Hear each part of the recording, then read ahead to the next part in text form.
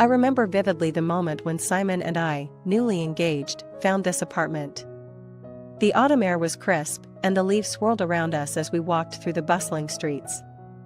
The location was perfect, just close enough to feel the pulse of the city, yet far enough to offer a peaceful retreat.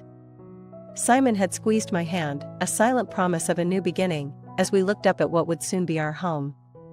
For years, this apartment had been a sanctuary. Each room was filled with the subtle traces of our life together, from the soft throw on the couch where we'd snuggle up watching movies, to the little balcony where we'd sip coffee on Sunday mornings. Despite the challenges, including my inability to have children, we created a life rich in shared moments and understanding. Simon had been my rock, assuring me that our love was enough, and together, we could face anything. But that day, as I stood in the kitchen, my mother-in-law's words sliced through the tranquility of our home like a knife. Her tone was as cold as the tile floor beneath my feet, and with every word, the walls seemed to close in on me. The shock was palpable, her words hung heavy in the air, a suffocating blanket of disbelief and betrayal. "Make sure you're out by tomorrow," she said again, as if I were a tenant overdue on rent rather than a member of the family. The sharpness in her voice made my heart sink. It wasn't just her dismissal that stung, it was the realization that the family I had tried so hard to belong to had never really seen me as one of their own. Turning away, I stared out the kitchen window. The garden, once a source of joy and a symbol of my nurturing care, seemed to mock me with its lushness. How ironic, I thought, to be deemed unnecessary in a home I had tended to with such love and dedication. Later, when I confronted Simon, I hoped for some reassurance, some sign that this was all a misunderstanding. But the look in his eyes, a mix of pity and resignation, told a different story. "It's for the best, Anna," he murmured. His words felt distant, a contrast to the warm promises he had once made. It was clear he had chosen his path, and painfully, it was one that no longer included me. As I packed my belongings, each item resonated with memories of a life that was no longer mine. The picture frames that lined the mantel, the books we collected over the years, the cozy blankets that had warmed us during cold nights, all these things felt like fragments of a dream that had shattered suddenly, unexpectedly. With each packed box, I felt both a release and a deepening sorrow. I was leaving behind not just a physical space, but a chapter of my life that I had believed would last forever. The betrayal was not just about being asked to leave, it was about the realization that the familial warmth I had experienced was conditional, that my place in this home was as fragile as the glassware I wrapped carefully in newspaper. Walking through the apartment for the last time, I couldn't help but feel the loss of what I had thought was a shared love and respect. But with each step towards the door, I also felt a growing resolve. Out there, beyond the confines of these walls, was a world full of possibilities. Perhaps it was time to find a place where I truly belonged, free from the shadows of conditional acceptance and false promises. And so, with my bags packed and my heart heavy yet hopeful, I stepped out into the new dawn of my life, the door closing behind me with a quiet finality. Living in a household where the lines of family demarcation were drawn so rigidly left me in a constant state of apprehension. It was a delicate balance. I had to navigate my role within their predefined limits, cautious not to overstep yet eager to belong. Simon's reassurances felt more like placations, gentle nudges to maintain peace rather than affirmations of my rightful place in the family. When I switched to part-time work, I did so with the hope of integrating more smoothly into the family dynamics. It seemed practical to adapt my schedule, allowing me to manage the household chores while still contributing financially. Yet, even with this change, the emotional distance within the home remained palpable. The first few months of marriage, I remember preparing meals with a hopeful heart. I would set the table for 3, only to find myself eating alone night after night. Simon would come home late, tired and preoccupied, while my mother-in-law and Michael would have already retreated to their corners of the apartment, their plates clean and put away. The silence during these solitary dinners echoed loudly, a stark reminder of the invisible barriers that kept me on the periphery of their lives. My attempts to engage with Michael were met with subtle rebuffs. At times, I caught glimpses of curiosity in his eyes, quickly masked by a veil of indifference as soon as our eyes met. It was clear that any relationship with him had to pass through the gatekeeper, his grandmother. Her influence was profound, and her approval seemed necessary for any significant interaction. The day I learned about Michael's school activity was a particularly bitter pill. Eager to be involved, I approached the topic with enthusiasm, only to be met with a firm rebuff from my mother-in-law. "We'll go there, just Simon and me, Anna. You don't need to worry about it," she declared, her voice carrying an undertone of finality that chilled my spirit. Her words, meant to exclude, hung heavily between us, and I felt a profound sense of isolation. That night, when I spoke to Simon about it, his explanation did little to assuage my feelings. "Mom's been clinging to Michael, she probably thinks you're trying to take him away," he explained wearily. His words were meant to be comforting, an insider's insight into his mother's protective nature. Yet, they underscored my outsider status, reinforcing the notion that I was an intruder in what should have been my own family. Simon's promise to talk to her eventually felt hollow. It was always eventually, a time that seemed perpetually just out of reach, a deferred confrontation that never materialized. My role, it seemed, was to be ever patient, always understanding, continually adjusting to accommodate the unspoken rules that governed their familial interactions. Each day, as I walked through the apartment, adjusting cushions and dusting shelves, I reflected on my place within these walls. They were filled with pictures that did not include me, books I had never read, and remnants of a family history in which I had no part. It was a strange limbo, living inside a home that never truly felt like mine, among people who saw my presence as a mere convenience rather than a genuine addition to their lives. The daily torment seemed to increase with each passing day, particularly after Michael moved out. My mother-in-law's presence became even more oppressive, her criticisms more biting. It felt as though, with Michael gone, the buffer that had somewhat diluted her negativity was no longer there, leaving me to bear the brunt of her hostility alone. Each day I returned home from work, the atmosphere was thick with tension. I'd find her sitting at the dining table, her eyes sharp and scrutinizing, as if she were waiting to catch me in a mistake. Her voice, once just cold, now carried a venom that seeped into every corner of our home. "You're really inefficient. At this rate, it'll take you all night," she would snipe as I fumbled through the preparation of our dinner.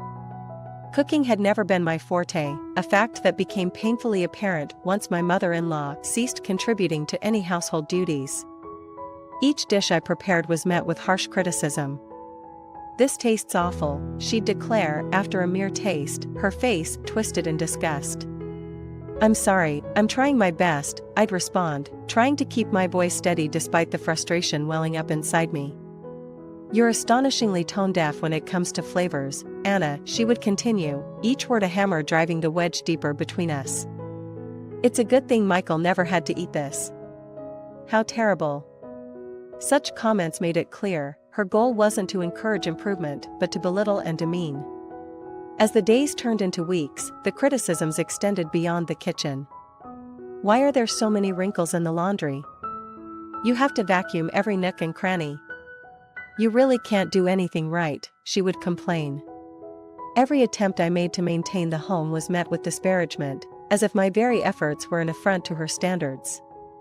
One particularly difficult evening, as I struggled with a stubborn stain on one of the tablecloths, she watched me with a look of sheer disdain. "Didn't your family teach you anything?" she sighed dramatically, shaking her head. The insinuation that even my upbringing was deficient was a blow that struck deeper than I had anticipated. It was then that I realized there was nothing I could do to win her approval. Her mind was set against me from the start. The constant belittlement about my capabilities as a housekeeper soon merged into personal attacks on my character. "I don't know how you won over Simon, but I can't see much charm in you as a woman," she would conclude, her words slicing through the last vestiges of my patience. And always, she would circle back to the same painful refrain, "If you hadn't come, Michael would have never left." Living with such constant criticism, with the air always heavy with disapproval and scorn, I found myself shrinking smaller each day. My confidence, once bolstered by Simon's love and support, now felt like a distant memory, eroded by the relentless tide of my mother-in-law's contempt. Each night, as I lay in bed listening to the quiet hum of the city outside, I wondered how long I could endure this life, feeling more like an unwelcome guest in my own home than a wife and a member of the family. The glare my mother-in-law bestowed upon me in that moment felt as cold and piercing as ever, but it also carried a new intensity, a sort of desperation tinged with accusation. Her excitement over the impending arrival of her great-grandchild had rekindled a spark in her that I hadn't seen in years, yet it also seemed to amplify her disdain towards me. Her happiness was shadowed by an undertone of bitterness whenever our paths crossed. "I just thought Sarah might want to pick things out herself," I reiterated, trying to keep my voice steady despite the rising tension. My suggestion was logical, I believed, respectful of Sarah's role as the mother-to-be. I wanted to ensure she felt involved and central to the preparations, a courtesy I had seldom felt in my own interactions with the family. "How can you be so cold? It's Simon's grandchild." "Oh, that's right, you're not related to Michael by blood. You don't care, do you?" The words stung, not just because of their cruelty, but because they touched a nerve deep within me. The accusation of being uncaring was unjust and hurtful, especially considering the countless times I had tried to show my love and support for the family, often setting aside my own feelings in the process. "That's not true," I protested softly, feeling the weight of her judgment. "Please don't say that." My plea was earnest, born from years of trying to bridge the gap between us, only to find it widening with every effort I made. The preparations for the baby's arrival continued at a frenzied pace. Every day, new items filled the house: cribs, baby clothes, toys, all chosen with care by my mother-in-law. Her energy was boundless when it came to anything related to Michael's future child. She would spend hours discussing plans over the phone with Michael, laughing and sharing stories, a side of her I had rarely been privy to. I was tasked with the physical labor, cleaning, organizing, waxing floors, tasks that left me physically exhausted and emotionally drained. Each instruction from my mother-in-law felt like an indirect reminder of my outsider status. "Anna, I vacuumed Michael's room, so you need to wipe the floors and the windows, and please wax them too." The tasks were delivered as commands, not requests, and I dutifully complied, trying to prove my worth and my commitment to the family. The financial demands were another layer of stress. "Anna, I need you to withdraw some money tomorrow. There are things I want to get ready for the baby." The requests for money were frequent and often substantial, with little consideration for our budget or financial plans. Each time, I felt a pang of resentment, quickly suppressed, as I reminded myself that this was for Simon's grandchild, a connection that was meant to be important to me as well. Yet, with each passing day, I felt more like an instrument in my mother-in-law's grand plan, rather than a valued member of the family. My attempts to participate in the decisions were brushed aside, my concerns dismissed. It was clear that in her eyes, I was there to facilitate her desires, not to have any real input or connection. The excitement she felt for the future was a stark contrast to the growing desolation I felt, as I navigated the complexities of a family dynamic that continuously excluded and undermined me. "We don't need another mother figure anymore, you've been redundant for a while now," she continued, her words cutting deeper with each syllable. "Michael and his family will be living here, so make sure you're out by tomorrow." The finality in her voice left no room for negotiation, and the shock of her demand rendered me speechless. The abruptness of the ultimatum jolted me out of the reflective state I had been in since our argument the previous day. There I was, trying to manage the complexities of our household finances, attempting to secure a stable future for all of us, only to be dismissed as redundant, an extra piece in the familial puzzle that no longer fit. As I stood there, the enormity of what was happening began to sink in. For years, I had navigated the delicate balance of being both a supportive wife and a dutiful daughter-in-law, often at the expense of my own comfort and happiness. I had adjusted to the harsh realities of living with a woman who saw me more as an intruder than as family. But this, being asked to leave my own home with such coldness, was something I had never imagined would happen. "Yes, we don't need another mother figure anymore. You've been redundant for a while now," she repeated, as if to cement my ousted status. Her gaze was steely, her posture rigid, a clear signal that her decision was not up for discussion. The return of her eldest son and his wife was clearly a much-awaited event, one that somehow necessitated my exclusion. Confusion and hurt swirled within me as I tried to grasp the full implications of her words. "I have to leave?" I echoed, my voice a mix of disbelief and panic. I had invested years into making this house a home, not just for Simon and me, but for any family member who walked through its doors.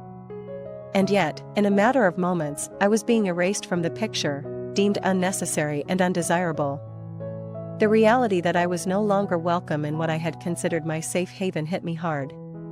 As I looked around at the familiar surroundings, the memories of better times seemed to mock my current predicament. Every room held echoes of laughter, shared meals, and quiet evenings, all the minutiae that make up a shared life. Now, I was being stripped of my place in this world, ousted with as much thought as one might give to an outdated piece of furniture. Stunned, I felt my resolve hardening. If this was how little I meant to the family after all these years, perhaps it was time to reevaluate where I stood. The hurt was overwhelming, but beneath it, a spark of defiance flickered to life. I was being forced out, yes, but I was not going to leave as a victim. I needed to find my dignity, gather my strength, and face this new chapter on my own terms. Still, as I packed my belongings, each item resonated with the weight of the years I had spent building a life I thought was secure. The task was both physically and emotionally draining, a tangible dismantling of a life I would soon be leaving behind. As I zipped up the last suitcase, I realized that the path forward was uncertain, but it was mine to shape. With a deep breath, I prepared to step out into an unknown future, carrying both the pain of departure and the hope of new beginnings. Sitting at the bar, the familiarity of the tavern enveloped me like a warm blanket. It was strange, this mix of nostalgia and current turmoil. As the owner walked away to prepare my order, I stared at the phone in my hand, the picture on the screensaver, a happier time that now seemed like another life. The buzz of the tavern, the clinking of glasses, and the low murmur of conversations around me created a semblance of normalcy, yet inside, my world was falling apart. The thought that Simon might be with someone else was devastating. How had things changed so drastically? Was I so blind to the signs, or had I simply chosen to ignore them, wrapped up in the facade of a happy family life? I sipped the beer as soon as it arrived, the cool bitterness of it grounding me momentarily. The mixed plate of grilled chicken was set in front of me soon after, its familiar aroma bringing back a flood of memories. Simon and I used to share this dish, often debating over the last piece of chicken. It was one of those simple, silly things that couples find comfort in. Now, sitting alone with the same plate in front of me, the solitude was stark. "Hey, it's been about 8 years," the tavern owner commented as he placed the plate down, his tone a mixture of surprise and nostalgia. "I remember you used to come here a lot with your husband." "Yes, it's been a while," I replied, forcing a smile. His recognition added a layer of comfort, reminding me that once, I was part of a we, not just the isolated I that I felt now. "Everything okay?" he asked, his expression showing a hint of concern. Tavern owners often have a sixth sense about these things. They see all facets of human emotion play out across their bars. I nodded, not trusting my voice. The truth was far from okay, but it was not something I could share, not here, not now. I diverted the conversation back to the food. "It's good to have this again. Brings back good memories." He smiled, understanding the change of subject, and went back to tending to other customers. As I ate, the emotional weight of the day caught up with me. Each bite was mechanical. My mind was racing, parsing through every interaction with Simon over the past months, looking for signs, for clues that I had missed. My mother-in-law's cruel words echoed in my head, amplifying my fears and doubts. After finishing my meal and settling the bill, I stepped out of the tavern into the cool night air. The brief respite had helped, but the hard reality awaited me. I had to confront Simon. I had to know the truth, regardless of how much it might hurt. With a deep breath, I started walking back towards our home, each step heavier than the last, preparing myself for what might come next. My heart was heavy, my future uncertain, but I knew that I couldn't live in the shadow of doubts and maybes. Tonight, I needed answers.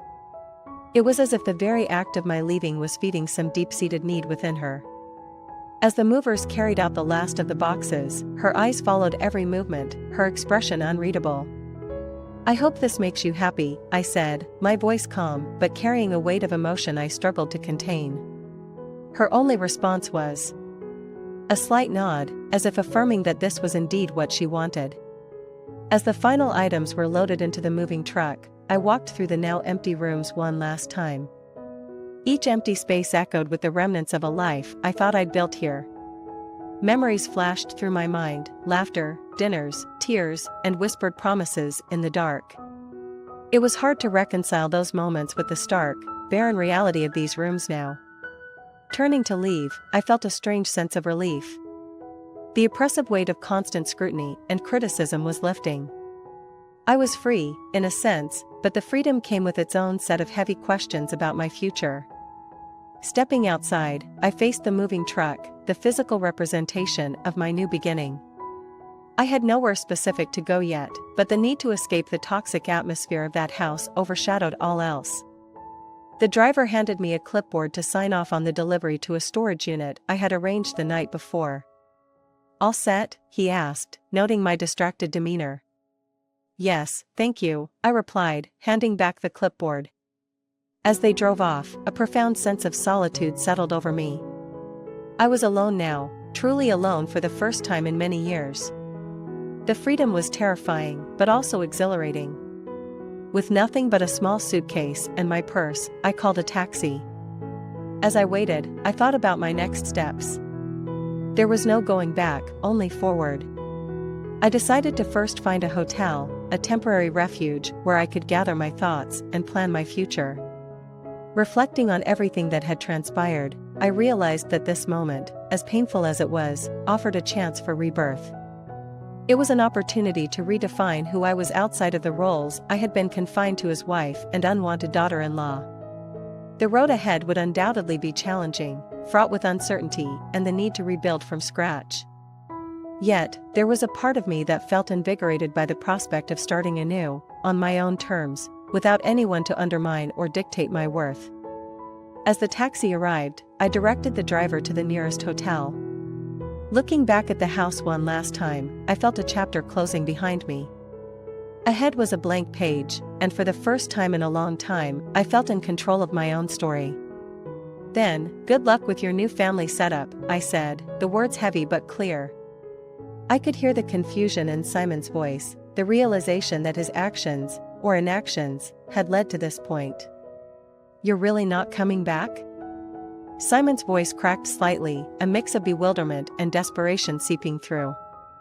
The background noise suggested that Michael and his family were indeed there, likely unpacking or settling in. "No, Simon. I'm not," I replied firmly. The decisiveness in my tone surprised even me. There was no anger, just a resigned clarity that this chapter of my life was closed. "Your mother made it clear that my presence was no longer required or desired. And honestly, I need to start thinking about my own happiness now." There was a pause on the line, heavy and awkward. "But, Anna, we're a family." Simon. "We were a family," I corrected him gently. "But your family's needs always seem to exclude my own. I've been pushed out, and I have accepted that now. It's time for me to move on." Simon sighed, the sound muffled and distant. "I guess I didn't realize how serious my mother was, or how deep her words cut you." "I'm sorry, Anna. I never meant for any of this to happen." "It's not just about your mother, Simon," I continued, feeling a strange calmness envelop me. "It's about us, or the lack of us. There hasn't been an us in a very long time." Your silence spoke as loudly as your mother's words. I could hear him struggling to find the right words, the awkwardness palpable even through the phone. "What will you do now?" he finally asked. "I'm staying with a friend for now, and after that, I'll find a place of my own. I have my job, and I have plans, none of which need to involve this house or those who wish I wasn't part of it." My voice was steady, my resolve firm. And what about us?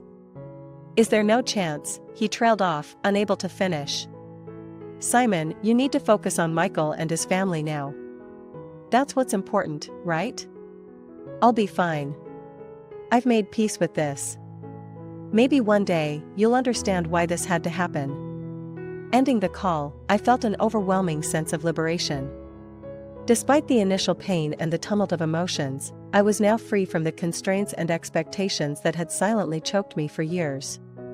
It was a freedom born of necessity, of a desperate need to reclaim my own life and identity. As I looked around my temporary room at my friend's place, a sense of possibility began to take root. Yes, the future was uncertain and undoubtedly there would be challenges, but for the first time in a long time, it was mine to shape. A life free from the shadows of disdain and dismissal, a life where I could perhaps find what truly made me happy. Expenses has always been something Simon handled, Sarah interjected, her voice tinged with disbelief and a hint of panic. We were under the impression that staying here wouldn't add to our financial burdens. Things have changed, Sarah, I said calmly, turning to face her directly. The financial dynamics of this household are not what you might have been led to believe. I've been bearing the cost of the rent and a significant portion of the living expenses for the last 5 years. The room fell silent, the tension palpable.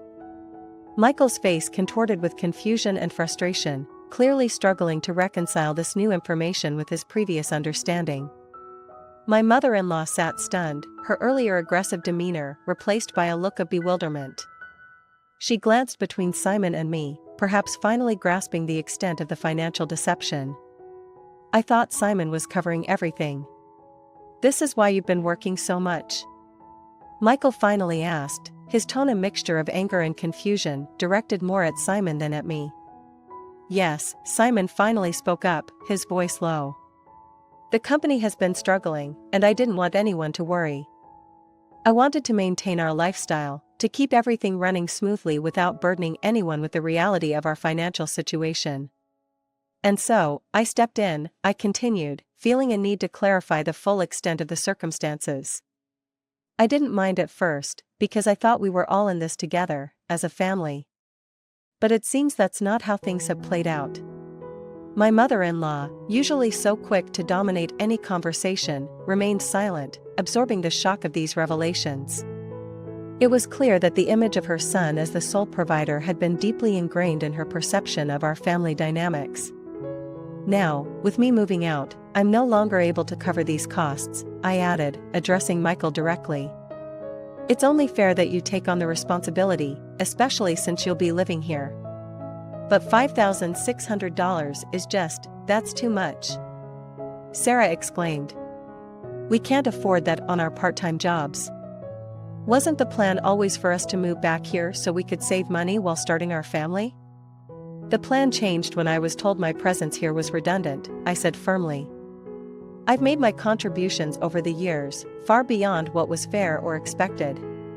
Now, it's your turn to figure things out. I'm sure you can understand, especially with a child on the way. Michael looked deflated, his earlier bravado evaporated as the reality of the situation settled in. He glanced at Simon, who avoided his gaze, and then at his grandmother, who still seemed to be in shock. I'll leave you all to discuss this, I said, standing up from the chair.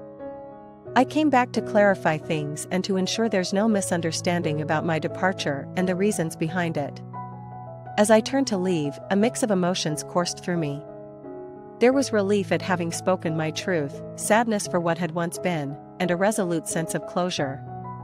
I had done what I needed to do, said what needed to be said, and now it was time for me to step away completely.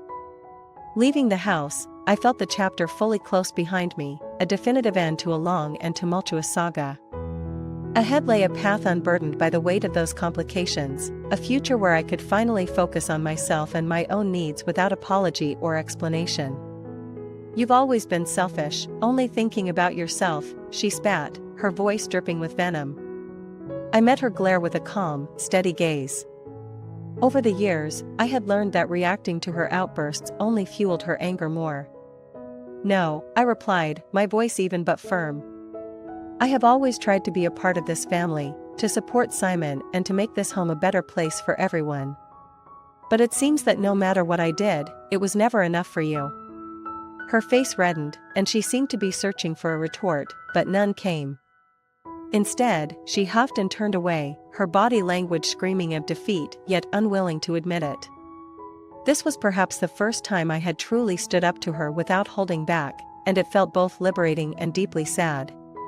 Turning back to Simon, I saw a man caught between his mother and his wife, his face etched with confusion and regret. "Simon," I began, my voice softer now. "I have loved you, and part of me always will.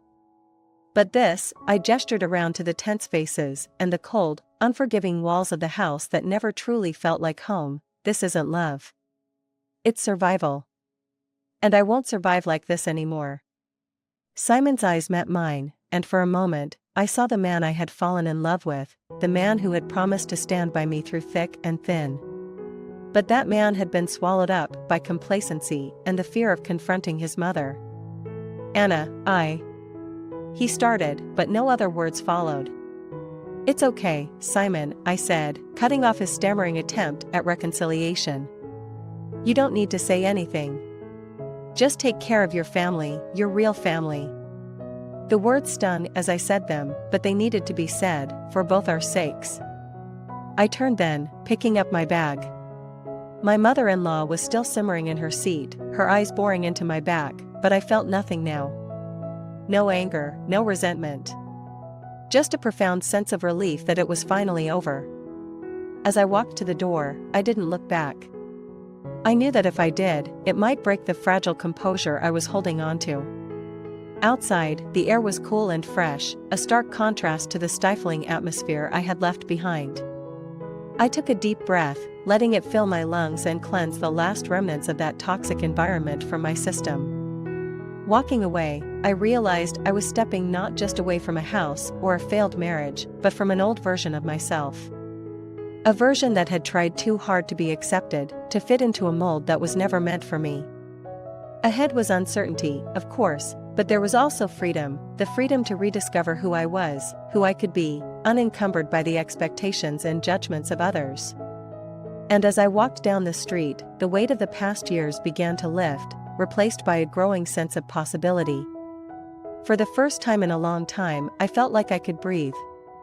After everything that happened, it feels refreshing to start anew.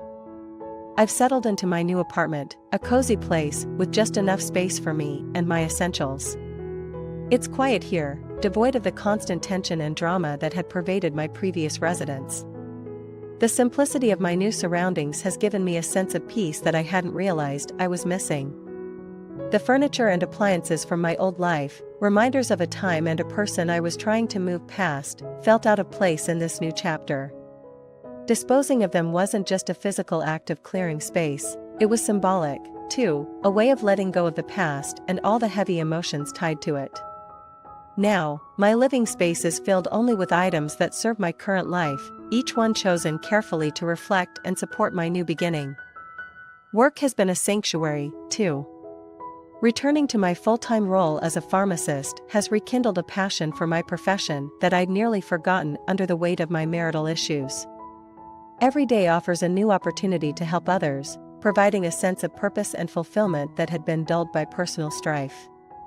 I've reconnected with old friends and made some new ones, people who know me as just Anna, not as someone's estranged wife or the unwanted daughter-in-law. It's liberating to be seen for who I am, not for the roles I was forced into. These relationships, built on mutual respect and genuine affection, are a stark contrast to the forced interactions of my former life. As for Michael, his apology letter was a bittersweet reminder of what might have been. It's painful to think about the years lost to misunderstandings and manipulations, about all the moments we could have shared as a family if things had been different. His acknowledgement of his desires as a child and his regrets about how things turned out between us stirred a mix of sadness and hope within me. Sadness for the past, but hope that he finds his way to happiness, perhaps breaking the cycle of control and resentment that marred our relationship. While part of me wonders if reaching out more could have changed our dynamic, I know that dwelling on these what-ifs serves little purpose. The apology, however, has helped in healing old wounds, offering closure to a chapter that desperately needed to be closed. Living for my own happiness has become my new mantra. For so long, my life revolved around pleasing others, fitting into molds that were never meant for me. Now, I focus on what brings me joy, peace, and satisfaction. Whether it's enjoying a quiet evening with a good book, taking a long walk in the park, or simply indulging in my hobbies, each day is a step in my journey of self-discovery and personal growth. This period of tranquility has been a profound teacher. It's taught me about resilience, about the importance of setting boundaries, and about the incredible strength that comes from choosing to rise above difficult circumstances. Looking forward, I'm excited about the possibilities that lie ahead, eager to embrace life's experiences with a heart that's lighter and a spirit that's unburdened.